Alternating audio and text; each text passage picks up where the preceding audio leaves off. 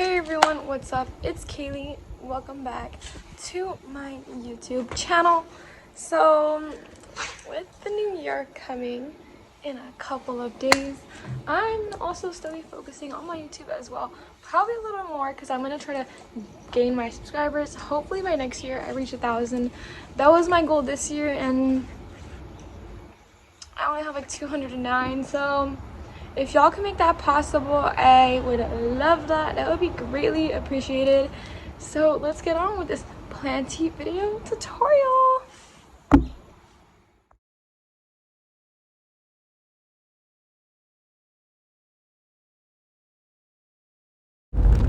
Okay, so in this part of the video, I was recording and the audio, when I played it back, was not good at all. It was so horrible. I do apologize. But I took my handy dandy trusty trash can and I was just cutting all of my dead leaves away, helping my plants get all the dead off. It also helps not promote any pests, any other disgusting parts on the plant. Also, honestly, when I saw on Etsy, they do look a lot better when you cut anything dead off. And no, it doesn't mean that the plant is dying, it just means that the plant is dead. I did right there show you guys my Rhaphidophora tetrasperma. I had got my Rhaphidophora tetrasperma and it grew a pretty extensive amount, and then I tried to propagate it. So some of the leaves were a lot of dead and some of them were just fine. I'm just cutting the dead off and keeping all the ones that are healthy. So honestly, this propagation is lasting a lot longer for me. So I'm just going to keep the node buried into the dirt. And then I'm going to just keep one leaf on it, on each one. This one I'm literally going to leave no leaves on. Hopefully by chopping it, the plant's going to want to be like, oh my gosh, I want to live. And then hopefully it'll grow from a stump. So I think a lot of the browning leaves has to do to the weather. So I'm cutting a whole bunch off my mother plant too. Before all of them were green, so it honestly has to be the weather. Maybe if I would have propagated it in the summer, they would have been a lot more better, I would say. Yes, I have no idea. I've never really propagated this one before, so maybe I should have done it in warmer weather. I'm trying to make this stand. And normally I just keep this on one of the tops of my shelves, and I take a look at a lot of my propagations. Anything that has brown leaves that has fallen onto it, or either that has any brown leaves or yellowing, weathering, or dying leaves, I do like to cut off. It helps promote new growth as well as not promote signs or ways for pests to want to be here. I did have a mealybug outbreak, and I honestly solved that so quickly. All I did was I used neem oil with dish soap and water, and honestly they were gone within the third treatment. So I do understand it recently just rained. Some of my plants, most of them are watered and whatnot. I just like to make sure that all my plants get a good, thorough fertilizing. I do fertilize in the winter, summer, spring, etc. all year round. Honestly, I rotate these plants from inside to outside, so I don't want to stunt any growth by not fertilizing it. Of course, if your plant is not giving you any new growth, there's not really a reason to fertilize it, but my plants are always giving me new growths all the time. I mean, I do live in California right now. It is a bit cold, but like next week it'll probably be hot. The following week it'll be cold. Our winter is kind of bipolar. Sometimes it's hot, sometimes it's cold. Sometimes it's colder in the nighttime. Sometimes it's cold throughout the day, but for the most part, California's cold is like around in the 50s. I do use diluted kelp fertilizer. I do like this one, and I also like a fish emulsion as well. This one I mainly use indoors and also outdoors. My fish fertilizer, I only really use it outdoors because it stinks so bad. I also like the one, well, I also like this one. I love how it dissolves in the water, how you barely have to put any water and it just liquefies because it is a liquid, where the fish emulsion is more of a thick chunk paste liquid. Yeah, besides that, I make sure my succulents are not super watered, but they do have very well draining soil. And then I'm going to show you guys how I propagate some stuff because I am getting more plants ready for my shop on Etsy. So if you would like to check that out, please click the link in the bio down below.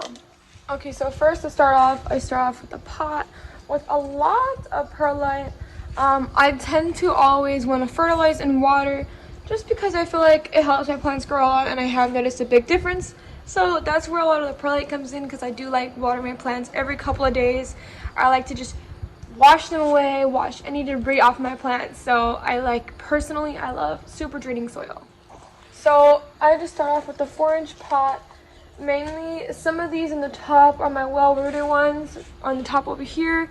Up are my well-rooted ones, the ones down below. A lot of them are fresher cuttings. Like this one has only been potted for like a month or so. Then I have my other rack where I have more well-rooted stuff, and then I have my other rack in the back where it's stuff that's ready to go. A lot of times I like to make sure it's perfect before I even think about selling it. Like this I would not sell unless if somebody wants to buy a cutting. I basically have to wait for this one to take off. And some of these I ended up loving because I was growing this to sell, and then look how long it grew. And then if you see my regular string of pearls, my own propagation turned out a lot longer than my own mother plant. So some of my own propagations that I plan to sell, I end up falling in love with, and I'm like, oh my gosh, I need that. Sometimes when you do plants, you attach to certain leaves and whatnot. So yeah, basically, I'm going to show you guys how I propagate my pothos. And I have node cuttings over here. So I just like to divide each node up. I also like to cut my plants if they're getting pretty leggy. Even with the weather, it does make certain plants lose leaves. So I'm just going to set this right here with my scissors.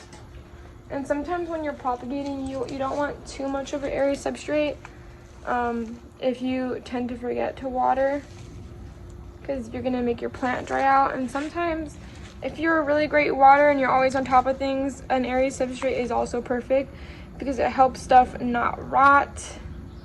And I just stick it like that with the leaf going up. And then I'm gonna put a couple. Sometimes what I've noticed with soil propagations is sometimes they wilt first before they grow more. So if you don't want it to wilt at all, a good method is just water propagating it and then sticking it in soil after it's done being in the water. Let me set this down. Sometimes it's hard because the leaves are these ones are annoying to me. I like the leaves when they stick straight out perfectly. But sometimes they just, want to fuss and they don't do that. So this is how you know it's up, with the leaf facing like that, even though the leaf looks like it's upside down. If you put it like this, you're planting it upside down. You have to put it like that. And I'm sorry if my nails look crusty. My boyfriend had paid for me to get my nails done. I got them done, and my nails grow super fast, and they grow out in like a week or two. So once 2 weeks came by, I was like, let me just redo my nails. I tried to do a fill by myself, and then I obviously don't have color in this one, and I have nice color in that one, so I just have to finish. This is what happens when you overwater a plant that's getting propagated, and this is what happens when you have enough perlite and enough drainage. It's just growing perfectly. It has brand new growth already, and this one's probably around 3 weeks old, and this one's probably around the same. So we just took a brief second to clean my car mats, me and my father, and then so basically it's all I do to my plants. I try not to propagate so much outside when it's this cold because it does stunt its growth. So when it's this cold, I do like to keep my propagations inside. The way I condense it is I use water propagations, and I just go ahead and stick all the nodes in there. Well, not really nodes, but the nodes with the leaf, not singular node cuttings. Node with a leaf cutting. But yeah, that's basically all I do. I hope you guys are enjoying this video so far. For the most part, I don't replant a lot of my plants until they're super, super, super root bound. I just find that works best for my plants and in the area that I live in. So yeah. So how I propagate my really pretty succulents. A lot of that's gonna go in the wind anyways because they're super, super light. The little leaves that are dead and dried up is I cut them, I behead them is what you would call it. I know that kind of sounds very vulgar. Sorry. And then I just stick them in another pot. I try to keep all of these flat on the soil. If I can't, I'll just squish it like so. And then eventually they'll start growing up and they'll take root. You don't have to plant it in wet soil. I normally do. And these are my labelings from my Etsy because some of my plants are labeled. Some of them you could choose which plant you're getting, and some of them it's something similar to the plant. I had a recent problem like that. I had sent someone a 4-inch spider plant, and she said that the plant itself looked like it was half an inch smaller than the actual picture, where the actual spider plant was meeting around the entire pot. In the picture, the leaves were like this much off the pot, and she had got mad. So I just want everyone to know on my Etsy, unless stated otherwise, you are getting a plant similar, unless it allows you to actually choose. Some of my more expensive Etsy ones you could choose, because you know if you're going to spend a lot of money on a plant, you should be able to choose. Besides that, a lot of mine are similar to what you might get. Well, not really might get, but what you are going to get. Besides that, I am going to start taking individual pictures of each plant. A lot of them are going to be shipped bare root, unless if it's like a string of pearl succulent and whatnot. But a lot of them, I'm just going to unpot them. I could send you the pot if you want me to. I could send you dry soil if you want me to. But to help everyone save on their shipping, because shipping is kind of crazy right now, I don't want to ship out soil that's damp. So I'd rather just use sphagnum moss or wrap the roots in paper towels. Besides that, that's how I kind of fix that problem. So I'm going to go ahead and do that with my next succulent. I literally just cut the vine and I'm planting it in some soil. The reason why my soil is damp is because it's been raining. Some of these pots were left outside with the soil in them, but that's perfectly okay. Just make sure when this grows, you do not overwater it. And honestly, I wouldn't be giving your succulents that you're propagating water until they dry all the way out thoroughly. Besides that, I hope you guys enjoyed my little mini video for today. A lot of times I don't really have stuff planned. I just do as I please. So thank you again so much for supporting. If you do support, give me a like, share, comment, and subscribe. And thank you for watching. Bye, guys.